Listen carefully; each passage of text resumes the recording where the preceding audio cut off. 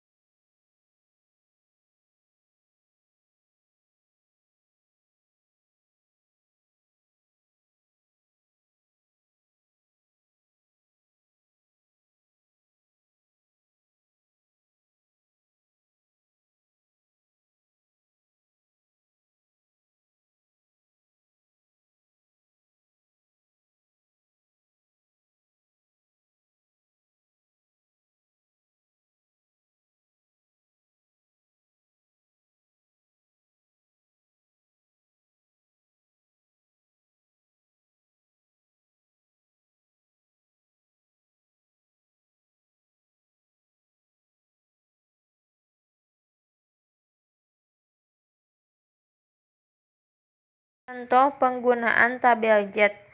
Hitunglah peluang X kurang dari 1,25. Penyelesaian pada tabel ini carilah angka 1,2 pada kolom paling kiri. Kemudian carilah angka 0,05 pada baris paling atas. Kemudian kolom dan baris tersebut pertemuannya adalah 0,8944. Selanjutnya ada perubahan bentuk dari normal umum menjadi normal baku dilakukan dengan langkah-langkah sebagai berikut. Pertama, kita cari tahu dulu Z hitungnya atau Z skornya dengan rumus Z sama dengan nilai yang diamati atau X-nya dikurangi rata-rata dibagi standar deviasi atau simpangan bakunya. mungkin saja kalian bisa menemukan rumus jet yang lain, hanya saja berbeda lambangnya saja, seperti kiri dan kanan yang ada di slide PowerPoint ini. Yang kedua, gambarkan kurvanya. Tuliskan nilai jet hitung pada sumbu X di kurva di atas dan tarik garis dari titik jet hitung atau jet score ke atas sehingga memotong garis kurva. Luas yang terdapat dalam tabel merupakan luas daerah antara garis tegak ke titik 0 di tengah kurva. Carilah tempat nilai jet dalam tabel normal. Tabelnya udah ada di slide sebelumnya, ada 2 tabel yang bisa kalian gunakan sesuai kebutuhan soal. Selanjutnya ada luas kurva normal sama dengan 1, karena rata-rata 0, maka luas dari 0 ujung ke kiri sama dengan 0,5, luas dari 0 ke titik kanan sama dengan 0,5. Kita lanjutkan ke contoh soal. Di sini ada salah satu contoh soalnya. Rata-rata produktivitas padi di Aceh tahun 2009 adalah 6 ton per hektar are, dengan simpangan baku S 0,9 ton. Jika luas sawah di Aceh 100.000 hektar are dan produktivitas padi berdistribusi normal, tentukan berapa luas sawah yang produktivitasnya lebih dari 8 ton. Di sini, kalian bebas menggunakan rumus yang sebelah kiri atau kanan, seperti slide yang sebelumnya, dikarenakan hanya berbeda lambangnya saja. Di sini di soal tersebut kita ketahui bahwa nilai yang kita amati atau yang ingin kita ketahui adalah berapa luas sawah dari produktivitasnya lebih dari 8 ton. Dan kita ketahui rata-rata per tahunnya itu produktivitasnya adalah 6 ton dengan simpangan baku 0,9. 8 dikurangi 6 sama dengan 2 dibagi 0,9. 2,22. Jadi Z score-nya itu adalah 2,22. Di slide sebelumnya kita sudah menemukan jet score-nya atau jet hitungnya yaitu 2,22. Kemudian dikarenakan pertanyaannya adalah berapa luas tanah yang berproduktivitas lebih dari 8 ton, maka kita buka dulu tabel jet score-nya, tabel jetnya. Kita mencari di sebelah kiri angka atau nilai 2,20. Kemudian di bagian atas kita mencari nilai 0,02 dan hasilnya adalah 0,9868 atau 0,98679. Dan bila kita rubah menjadikan persen, kita ubah jadi persenan, yaitu 98,679%. Luas dari titik 2,22 ke kanan kurva adalah 100%. 100% kita kurangi dengan hasil yang sebelumnya, yaitu 98,679% sama dengan 1,321%.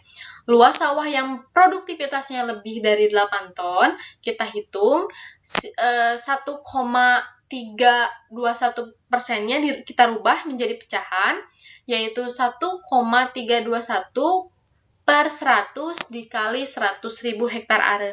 Dan hasilnya kita ketahui bahwa tanah dengan luas 100.000 hektar are yang memiliki produktivitas 8 ton itu ada seluas 1.321 hektar are. Itulah penyampaian atau pemaparan materi dari kelompok kami. Mohon maaf untuk kekurangan dan kelebihan yang mungkin ada kesalahan. Terima kasih atas perhatiannya. Assalamualaikum warahmatullahi wabarakatuh.